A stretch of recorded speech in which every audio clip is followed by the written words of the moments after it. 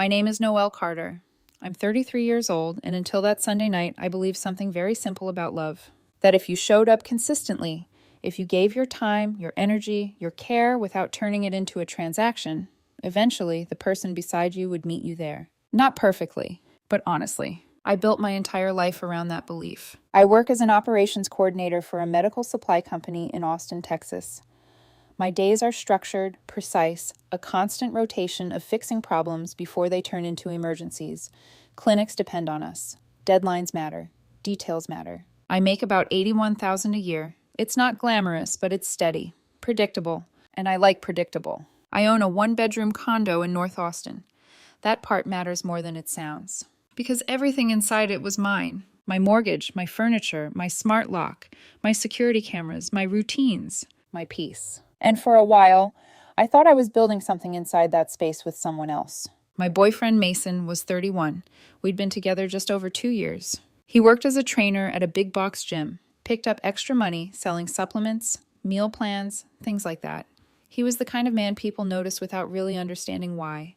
Easy smile, confident voice, always saying the right thing in the moment. When we first met, that felt grounding, soft, effortless. Looking back now, I think what I felt wasn't effortlessness. It was imbalance that hadn't revealed itself yet. In the beginning, Mason loved loudly. Photos of us online, long good morning texts, compliments in public that made people turn and smile at us like we were something worth admiring. But once that phase settled into something quieter, something real, the weight of the relationship didn't balance. It shifted, and it stayed shifted. I planned everything. Dates, reservations, weekend ideas. I remembered his mom's birthday and reminded him to call her. I helped him rewrite his resume when he wanted better hours. I drove him to the airport because he didn't want to pay for parking. I sat through his basketball games after long work days, picked up medicine when he was sick, listened, really listened, to every frustration he had about work, friends, life. 40-minute conversations where he vented and I absorbed. And when I needed something back, not grand gestures, just consistency, follow through, thoughtfulness that didn't need to be requested. I got explanations instead. He forgot plans and called himself spontaneous. He showed up late and said he was overwhelmed. He stopped doing small things and told me I was keeping score. That phrase always stayed with me, because the person contributing the least is usually the first to accuse you of counting. About 3 months before everything ended, Mason started repeating one sentence like it was a truth I hadn't accepted yet. You don't really fight for us. At first, I thought he meant time, that maybe I'd been too busy. That would have been fair. My job demanded long hours some weeks, and my dad had health issues in San Antonio. I was driving down there every couple of weekends, sitting in waiting rooms, helping him get home, making sure he was okay. I was stretched thin, but I was still there, still showing up, still choosing us. That wasn't what Mason meant. What he wanted wasn't consistency. It was proof, visible proof. If I missed one of his gym events because of work, I wasn't trying hard enough. If I spent Sunday catching up on groceries, laundry, and sleep instead of giving him the entire day, I wasn't protecting the relationship. If I asked him, just once, to plan something for us instead of waiting for me to organize everything, I was cold, transactional, distant.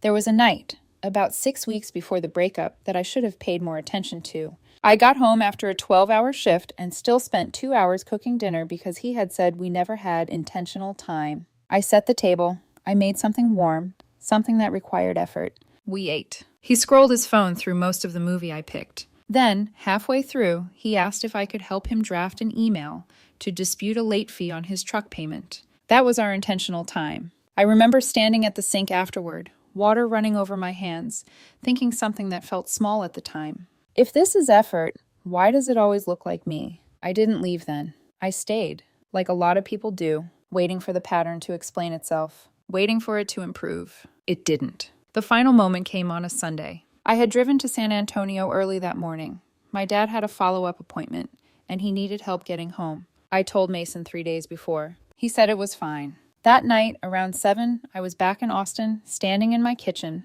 halfway through meal prepping for the week, when my phone rang. It was him. "Where are you?" he asked. "Home," I said. "Just got back." There was a pause. Then he said, "I thought you'd come by after. We're all at Trevor's." My hand stilled on the counter. "You didn't invite me," I said. "I figured you'd make the effort." That phrase again. Sharp this time. Heavy, like something I was failing. I felt irritation rise, fast and clean. I had just spent my entire day helping my father. I was tired, emotionally, physically. "I'm not doing this tonight," I said quietly. That's when his tone changed. "You always have energy for everything else," he said. "Work, family, errands. Just never for me." "That's not true," I replied, "and you know it. Maybe you just like relationships when they're convenient for you." The words landed wrong, twisted. Before I could respond, he hung up. The silence that followed felt different. Not loud, not explosive, just still. At 10:18 p.m., my phone buzzed. A text from him. "If you really cared, you'd be begging me to stay. Maybe then I'd know you actually want this." I stared at it. Read it once, then again, and something inside me didn't break. It didn't flare. It just went quiet. Because in that one sentence, everything finally made sense. He didn't want partnership. He wanted performance. He wanted me chasing him, proving myself, panicking enough to make him feel important. I typed 4 words. "I won't beg." I hit send. Then I placed my phone face down on the counter and didn't touch it again. 4 minutes later, it started ringing. Once. Then again. Then again. By midnight, there were 18 missed calls, 3 voicemails, messages shifting from disbelief to irritation to something that sounded almost like demand. I didn't respond. Instead, I started packing. Mason never officially lived with me, not on paper, not in any way that would have made him legally difficult to remove. But he had done what some people do when they assume access is permanent.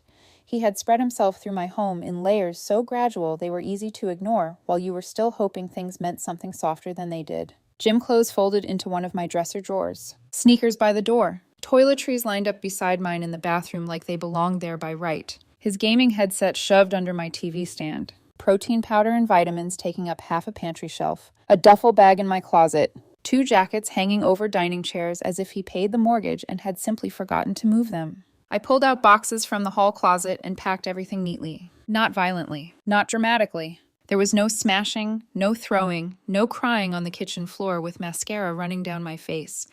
That would have almost felt easier. Easier to explain. Easier to forgive later. What I felt was colder than anger. Clarity. A dangerous kind of calm. The kind that arrives only after you have been disappointed enough times that your body stops mistaking hope for love. I folded his shirts, wrapped the framed photo he once brought over and never took home, zipped cords into side pockets, paired shoes together, put every loose item into boxes with the same methodical care I used when fixing shipping mistakes at work. It struck me, briefly, that I was giving more thought to the way I packed his things than he had ever given to the way he treated me. At 1 a.m, I changed the smart lock code. Then I removed his garage access from the building app. Then I carried the boxes down to the locked storage room near the lobby and stacked them against the back wall, clean and labeled in a way he did not deserve but I needed. When I got back upstairs, I sent one message. "Your things are in storage room B by the lobby. I'll have the front desk let you in tomorrow from 6 o'clock to 8 p.m. After that, don't come back here." The reply came almost immediately. You're insane. This is exactly why things never work with you." I actually smiled when I read that. It was such a familiar move. Rewrite the scene fast enough, and maybe the other person will forget what happened 2 minutes ago. This from the man who had texted me, asking to be begged for. I didn't answer. The next day, I went to work. That was the strangest part, maybe. How ordinary the world still looked when something in your personal life had ended so completely. My inbox was full. Vendors still needed answers. A shipment to a clinic in Round Rock had a documentation problem that had to be fixed before noon. My manager asked for an update on a transition project I'd been handling for 3 weeks. So I did what I always do. I handled things. And somewhere between a spreadsheet error and a call with procurement, I realized I could breathe. Not perfectly, but differently. That evening, a little after 6, the front desk called. "Your guest is here for the storage room," the receptionist said. "Not your boyfriend. Not Mason. Just your guest." The wording soothed me more than it should have. "I'm not authorizing him upstairs," I said. "Understood." I opened the hallway camera feed on my phone anyway. He stood near the lobby entrance in a hoodie and a ball cap, shoulders hunched just enough to suggest injury. Not physical injury. Emotional staging. Like he expected someone to pan a camera across him, while music played in the background and everyone agreed he had been wronged by a cold, impossible woman. The front desk let him into the storage room. A few minutes later, my phone buzzed. "You're really not even going to face me?" I typed back. "There's nothing to discuss." His reply came faster than thought. I wanted effort, Noelle, not this. I stared at the screen, and for the first time since the breakup, something almost like humor moved through me. Because there it was again. That word, effort. Used so often it had stopped meaning anything except what he needed it to mean in the moment. I wrote back, I gave effort for 2 years. You wanted theater. I watched the typing bubble appear, disappear, reappear, then nothing. And for one quiet hour, I thought maybe that was the end of it. I should have known better. 4 days later, the first outside contact arrived. A text from a number I didn't know. Hey, I'm not trying to get in the middle, but Mason says you dumped him because he asked for more effort. Can you at least talk to him? Riley, his sister. I read the text twice and felt that old familiar exhaustion press against my ribs. Not because of her specifically, because once someone starts rewriting a story, it rarely stays contained. It spreads. It reaches people who were not there and asks them to carry a version of events polished enough to make the liar comfortable. I didn't argue. I didn't explain. I sent one screenshot, his original text. If you really cared, you'd be begging me to stay. Nothing else. 20 minutes passed. Then my phone lit up again. Oh, she wrote, that's not what he told me. Exactly, I replied. There was another pause, longer this time, and when she answered, the tone had changed completely. I'm sorry. That was all. No defense, no excuse, no push for reconciliation, just a simple apology and then silence. I respected her for that more than she probably knows. Some people, when shown the truth, still choose the version that protects the person they already love. Riley didn't do that. She stepped back. That mattered. The second call came from his mother, Denise. She rang while I was at work the following afternoon, and the second I heard her sigh after I said hello, I knew exactly what role she had assigned herself before dialing. The weary, reasonable mother trying to mend things. The woman burdened by young people's emotional messes. The one who hoped a gentle tone would make me feel guilty enough to become accommodating. Noelle, she began. Mason is devastated. He's confused. I just think maybe this got bigger than it needed to. I leaned back in my office chair and stared at the far wall. Did he tell you what he sent me? I asked. She hesitated. He said you two argued, and he said something stupid. Men say stupid things when they feel insecure, she added a moment later, as if that sentence had been handed down through generations and could excuse almost anything. I let the silence stretch. Then I said, insecure men are still responsible for the words they choose. She exhaled softly, the way people do when they are preparing to explain balance and nuance to the woman they assume is overreacting. Relationships take effort from both people. Yes, I said, they do. And that was exactly the problem. Before she could answer, I read Mason's text to her word for word. There was no interruption, no defensive little hum, nothing, just silence. Then finally, quieter than before, she asked, he sent that? Yes. Another pause. When she spoke again, her voice had lost its practiced softness. It sounded older somehow, less polished, more truthful. That sounds like his father, she said. And that's not a compliment. That caught me off guard. I sat up straighter. It wasn't an apology exactly, not a full one, but it was the first honest thing anyone from his family had said to me about him. She told me she would speak to him, that he needed to leave me alone. And for one brief moment, I thought maybe the shame of being seen clearly by his own mother might reach him where my boundaries hadn't. It didn't. By Friday, he changed tactics. The offended version of him disappeared, and in its place came the romantic one. A coffee delivery showed up at my office around 10:30 in the morning. Fancy place. Oat milk, cinnamon, exactly how I order it when I'm stressed. There was a note attached. I'm trying. Please see that. I looked at it for a long moment, then handed it to the receptionist. You can keep it if you want, I said. She blinked. Are you sure? Very. Then I emailed building security his photo and asked them not to allow him upstairs under any circumstances. That evening, when I got home, there were flowers outside my condo door. White lilies and pale roses, the kind arrangement that was pretty enough to make cruelty look gentle if you didn't know the context. Another note was tucked between the stems. Effort counts when it's real. I laughed once, not because it was funny, because it was absurd. That was the thing about grand gestures after disrespect. They are almost never about repair. They are bargaining. They are spectacle. They are someone hoping the size of the gesture will erase the shape of what happened before it. I took a photo of the flowers and the note. Then I threw them away. The next morning, one of our mutual friends, Nate, texted me. His message was careful in the way people become careful when they suspect there are two stories moving around and they do not want to choose the wrong one too early. Mason saying you ended a 2-year relationship because he asked you to fight for him once. Just checking. Is that really what happened? I didn't even feel angry anymore. Just tired. I sent the screenshot again. The same one. A few minutes later, Nate replied, "Yeah, that's not how he told it." "No," I wrote, "it isn't." By the end of that week, I had changed every shared password I could think of. Streaming accounts, grocery delivery, a food app he still had access to. Then I remembered my Toll Pass app and realized I had added his truck plate months earlier for a weekend trip to Dallas and never removed it.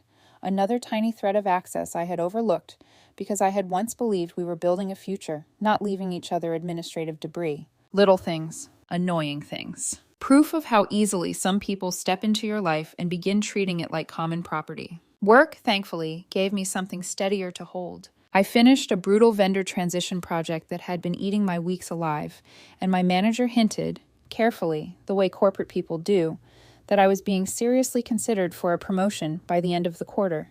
That helped, not because ambition erases heartbreak, but because movement helps. It is harder to be pulled back into chaos when the rest of your life keeps reminding you that you are still moving forward. And still, under all of it, I felt something else too. Not fear, not yet. Just a faint, uncomfortable awareness that Mason still believed this story belonged to him, that he still thought he could adjust the tone, rewrite the ending, and walk back into my life using flowers and notes and borrowed sincerity. He wasn't done. I could feel that before I had proof. And that feeling, the quiet one, the one at the base of my spine, turned out to be right. About 2.5 weeks later, Mason decided that persistence was the same thing as growth. It started on a Tuesday. The receptionist downstairs called my desk mid-morning, her voice polite but slightly uncertain. "There's a man in the lobby with flowers and a gift bag asking to come up," she said. "He says he knows you." I already knew who it was before she finished the sentence. "What does he look like?" I asked anyway. She described him, and I felt something settle into place inside me. Not surprise, not even irritation. Recognition. "No," I said. "Do not let him up, under any circumstances." "Of course." A few minutes later, security emailed me a photo of what he had left behind. Flowers, chocolate, a small gift bag, and a framed picture of us from a weekend trip to Fredericksburg last fall.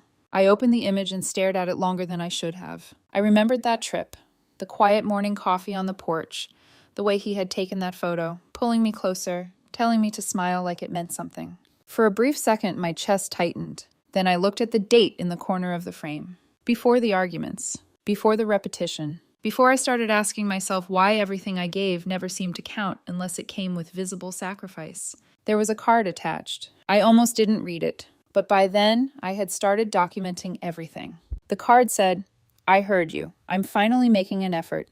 Don't punish me for learning late." I exhaled slowly. That sentence missed the point so completely it almost felt intentional. He still thought this was about timing, about effort arriving late but still being valid. As if relationships worked like assignments with extended deadlines. As if I had been waiting for him to catch up instead of carrying the entire weight while he argued about how much I should be performing. I took a photo of that card and forwarded it to my personal email. Then I archived it. 2 days later, he tried something else. A new number. The message came in just after dinner. "Hey, it's me. My dog is at the emergency vet. I don't know what to do. You're the only person who knows his history. Please call me." For about 10 seconds, my body reacted before my mind caught up.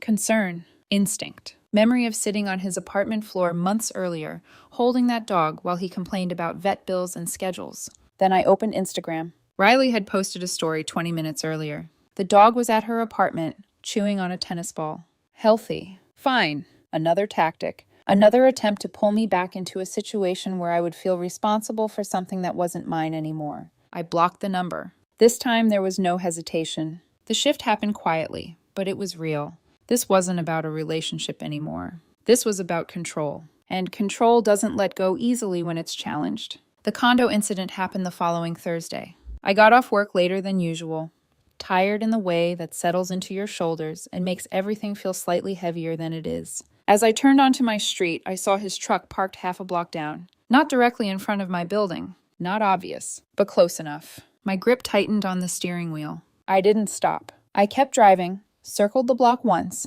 then pulled into the garage and called building security before I even got out of the car. "He's here," I said, "near the side entrance.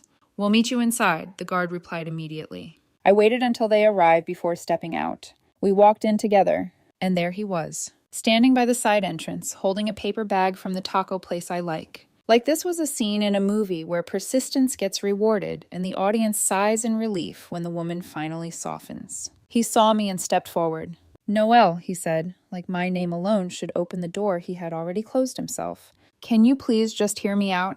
I'm actually trying now." I didn't move closer. "You need to leave." His expression shifted slightly. Not hurt. Confused. Like the script he had written wasn't unfolding the way it was supposed to. "You always said you wanted effort," he insisted. "I'm giving it to you." I felt something steady rise inside me. Not anger, not even frustration. Just certainty. "No," I said. "I wanted consistency when we were together. Showing up after I said no isn't effort, it's disrespect." The words landed harder than I expected them to. He blinked. Actually blinked. Like that possibility had never occurred to him before. Security stepped slightly forward, a silent boundary. Mason looked between us, his jaw tightening. "You're going to regret being this cold," he said.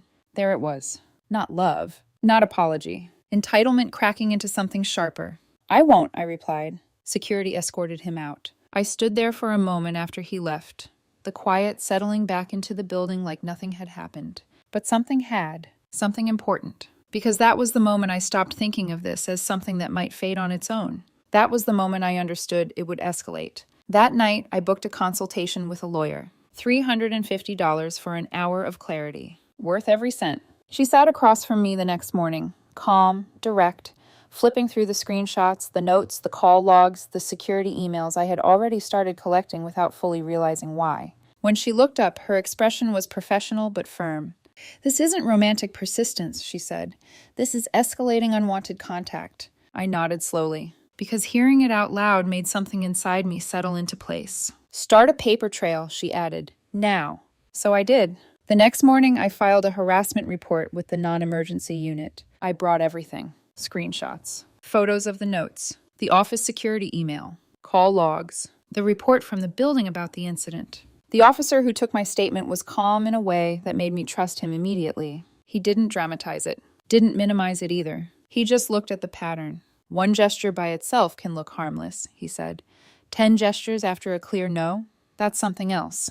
That sentence stayed with me, because it stripped away all the noise, all the flowers and apologies and carefully chosen words, and showed me what was actually happening. A pattern, a refusal to stop. Mason must have found out about the report through someone we both knew, because that night I got one final email from an address I didn't recognize. The subject line read, "You're turning effort into a crime." I stared at it for a long moment. Then I closed it without responding. My lawyer responded instead. A cease and desist letter went out the next morning. For about a week, things went quiet. And in that silence, I almost believed it was over. Almost. Until he broke it. He broke it a week later, Sunday morning. I was halfway out the door, already in running shoes, earbuds in hand, when I saw him, standing just outside the entrance to my building. No flowers this time. No food. No carefully staged props. Just him. And somehow that made it worse. Because without the performance, what was left felt sharper, less disguised. He looked different,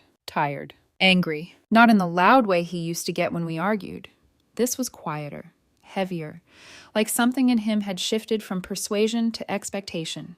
"You're really doing this?" he asked as I stepped outside. I didn't answer right away. I reached into my pocket and texted the front desk. "He's here again." Then I looked at him. "I told you to stop." He ran a hand through his hair, pacing once like he was trying to organize his thoughts into something convincing. "I don't understand how trying became harassment," he said. There it was again. Trying. Effort. Words he kept repeating like they would eventually change meaning if he said them enough times. "Because I said no," I replied. He actually shook his head. Like that answer was unreasonable. Like I had skipped a step in a process he still believed he controlled. "You didn't mean it like that," he said. "You were upset. I thought once you calmed down—" "I didn't," I cut in. "I meant it exactly how I said it." The door behind me opened. Security stepped out, calm but firm. Mason glanced at them, then back at me. "This isn't you," he said. "You're not this cold."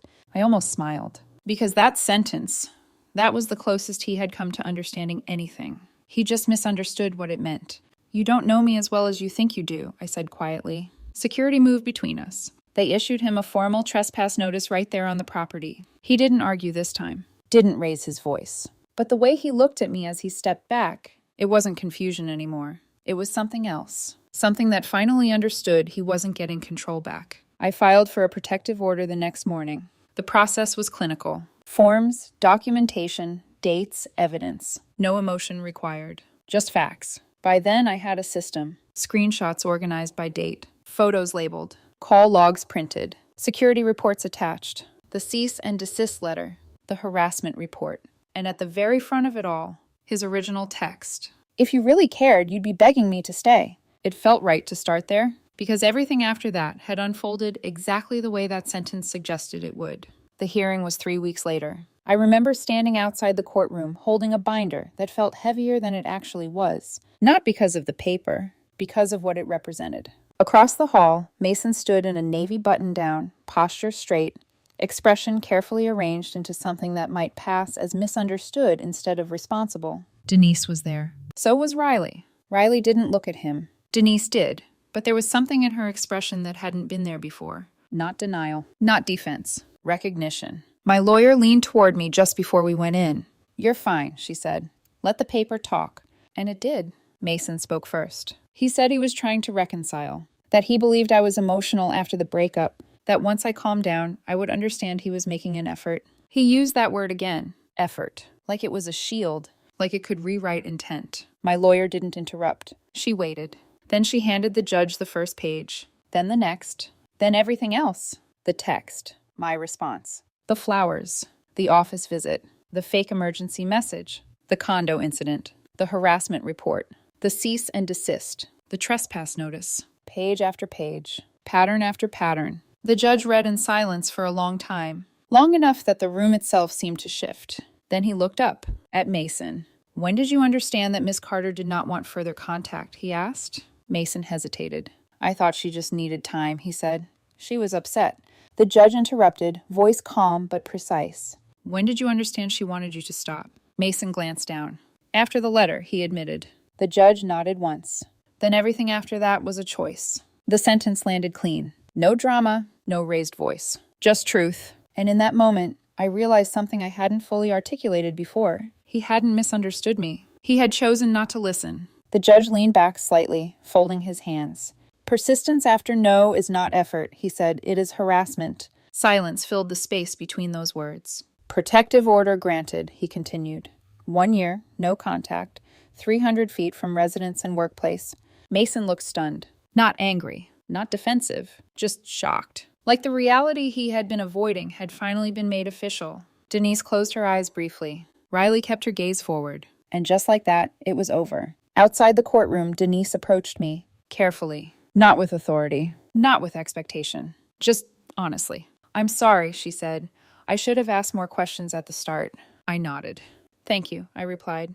And I meant it. Because accountability, even late, is still something. That was 2 months ago. Since then, my life has been quiet in a way I didn't realize I needed. I got the promotion. Operations manager now. More responsibility. More money. Less tolerance for things that don't work. I repainted my bedroom. Got rid of the chair Mason used to sit in, the one that had slowly become part of the room without ever really belonging. I turned that corner into a reading space. Something that was mine. Fully mine. I also started seeing someone recently. His name is Grant. He's an architect. There's nothing dramatic about him. And that's exactly the point. He plans things in advance. He shows up when he says he will. He listens. Once, when I was sick, he brought soup. Didn't post about it. Didn't turn it into a moment. Just left it at my door and texted, "Rest." I don't know where it's going. And for the first time, I'm not trying to predict it. Because the point isn't the relationship. It's the contrast. Real effort is quiet. It doesn't demand applause. It doesn't ask to be measured. It shows up consistently. It listens the first time. It respects a boundary the moment it's spoken. It doesn't ask you to prove your love through exhaustion and then call it romance. Mason said he wanted effort. What he really wanted was control. He wanted me chasing, proving, performing. He wanted a version of love where I was always just one step away from losing him, so I would keep trying harder to keep him. I didn't fail that test. I refused to take it, and that made all the difference.